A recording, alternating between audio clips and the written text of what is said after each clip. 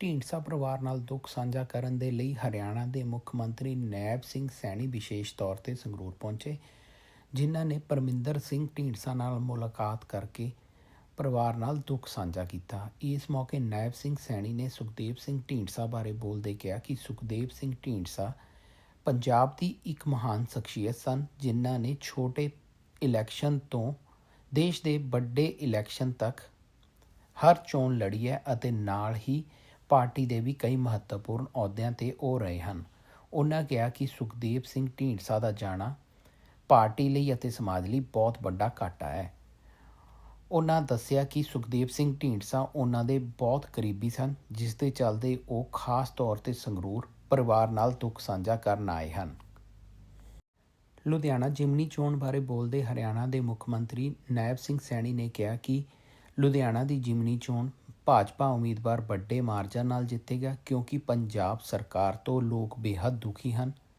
ਪੰਜਾਬ ਸਰਕਾਰ ਵੱਲੋਂ ਕੇਂਦਰ ਵੱਲੋਂ ਭੇਜੀਆਂ ਜਾ ਰਹੀਆਂ ਸਹੂਲਤਾਂ ਪੂਰਨ ਤੌਰ 'ਤੇ ਲਾਗੂ ਨਹੀਂ ਕੀਤੀਆਂ ਜਾ ਰਹੀਆਂ, ਜਿਸ ਦੇ ਚੱਲਦੇ ਲੋਕਾਂ ਵਿੱਚ ਭਾਰੀ ਰੋष है। ढींडसा साहब एक बहुत बड़े नेता, समाज सेवक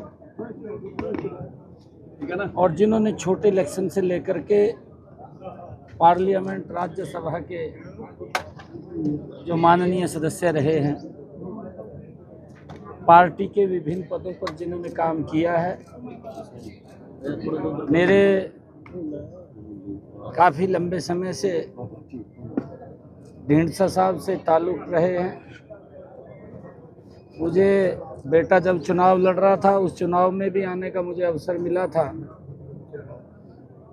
और मैं जब लोकसभा में था तो ढींडसा साहब जब इकट्ठे कई बार शताब्दी से भी आना हुआ है। एक बड़े कद्दावर नेता सुखदेव ढींडसा वो रहे हैं। उन्होंने पंजाब को एक दिशा देने का काम किया है।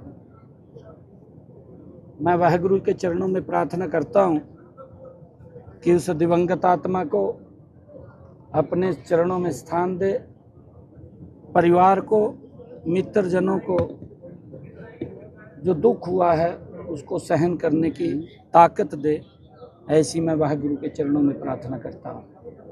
ढींडसा साहब एक बहुत बड़े व्यक्तित्व के धनी थे और एक छोटे चुनाव से लेकर के बड़े चुनाव तक उनके ज़िंदगी का सफ़र रहा है। पार्टी के विभिन्न पदों को उन्होंने संभाला है। विधायक भी रहे हैं, लोकसभा के सदस्य भी रहे हैं, राज्यसभा के सदस्य भी रहे हैं, पंजाब में मंत्री के रूप में भी उन्होंने काम किया है, पार्टी में विभिन्न पदों के ऊपर उन्होंने काम किया है। और ढींडसा साहब का एक जीवन है जो हम सब के लिए प्रेरणा का जीवन है, क्योंकि यहाँ पंजाब में जो सरकार चल रही है वो झूठ के दम के ऊपर सरकार बनी थी और झूठ लगातार परोसने का काम कर रही है। दिल्ली के अंदर उनका पर्दाफाश हो गया है, क्योंकि झूठ लंबे समय तक नहीं चलता। पंजाब के लोग समझ चुके हैं, पंजाब में अब इनका कोई जनाधार नहीं रहा। उपचुनाव में ही पंजाब के लोग इस बात को वो बता दें का काम करेंगे कि इस सरकार के प्रति पंजाब के लोगों का मोह भंग हो चुका है, क्योंकि हर क्षेत्र के अंदर अगर आप लोग देखेंगे लोग तंग हैं। जो वायदे इन्होंने किए थे उन वायदों के ऊपर ये पूरा नहीं उतरे, ये तो कहीं और लग गए। ध्यान लोगों की सुविधाओं की तरफ नहीं रहा, इन लोगों का ध्यान अपनी सुविधाओं की तरफ चला गया और लोग समझते हैं। आज अगर हम हरियाणा में देखें, आदरणीय मोदी जी के नेतृत्व में लगातार हर क्षेत्र के अंदर मजबूती से सरकार काम कर रही है, लोगों का विश्वास बढ़ा है और हम चाहते हैं मोदी जी के नेतृत्व के अंदर पंजाब भी गति से आगे बढ़ेगा। और लुधियाना का जो उपचुनाव है, हमारे जो वहाँ से प्रत्याशी हैं जीवन गुप्ता जी, वो चुनाव लड़ रहे हैं और लोगों ने मन बना लिया है। क्योंकि मैं पंजाब के अंदर घूमता रहता हूँ, मैं जाता रहता हूँ, लोग मुझे मिलते भी रहते हैं। अब लोगों का मन है कि मोदी जी के नेतृत्व में पंजाब भी आगे बढ़ेगा और जो सुविधाएं केंद्र सरकार ने चला रखी है वो तो एक भी योजना यहाँ लागू नहीं है। हम हैरान हैं इस बात से कि आज हर व्यक्ति को योजनाबद्ध तरीके से लाभ पहुंचाया जा रहा है, गरीब व्यक्ति को सशक्त और मजबूत किया जा रहा है। आयुष्मान कार्ड 5 लाख रुपए का लाभ, और जो हमारे बुजुर्ग हैं 70 साल से ऊपर के बुजुर्ग हैं, वो कोई भी है, माता है, बुजुर्ग है, उन सबको आयुष्मान से जोड़ करके अगर कोई दिक्कत बीमारी उनको हो जाती है, परिवार को उनके इलाज की चिंता नहीं है। चिंता अगर हम हरियाणा के अंदर देखें तो नरेंद्र मोदी और हरियाणा सरकार को है, परंतु यहाँ लोग उससे वंचित हैं, उनको लाभ नहीं मिल रहा।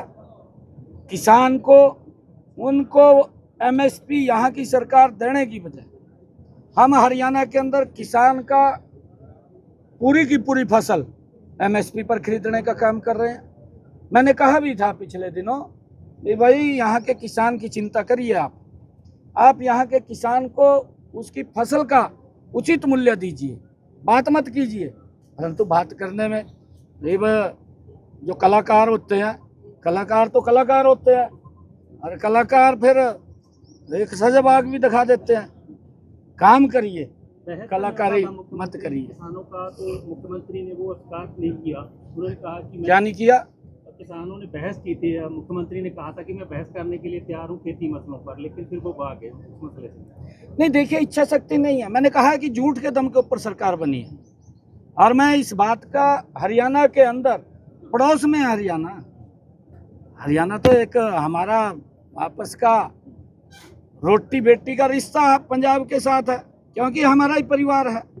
और जब परिवार है तो वहाँ हमारे जो किसान हैं, हमने कहा है कि 24 की जितनी किसान फसल उगाता है उसका हम एमएसपी पर खरीदने का काम करते हैं। और यहाँ तक नहीं, मैं आपको बताना चाहता हूँ, अगर मेरे किसान की फसल का प्राकृतिक आपदा से खराबा हुआ है, मैंने पिछले 10 वर्षों में अगर हम बात करें 15,500 करोड़ रुपया किसान की फसल के खराबे का तुरंत उसके खाते के अंदर पहुंचाने का काम किया।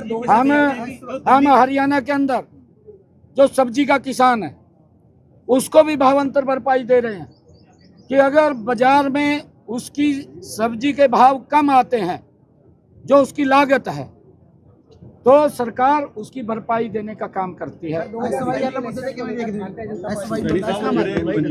ਦੇ ਨਕਾਰੇ ਲੀਡਰ ਨੇ ਜੋ ਦਿੱਲੀ ਦੇ ਨਕਾਰੇ ਆ ਉਹ ਅਭੀ ਪੰਜਾਬ ਦੇ ਵਿੱਚ ਅਹੁਦੇਦਾਰੀਆਂ ਲੈ ਰਹੇ ਨੇ, ਕੀ कहना है?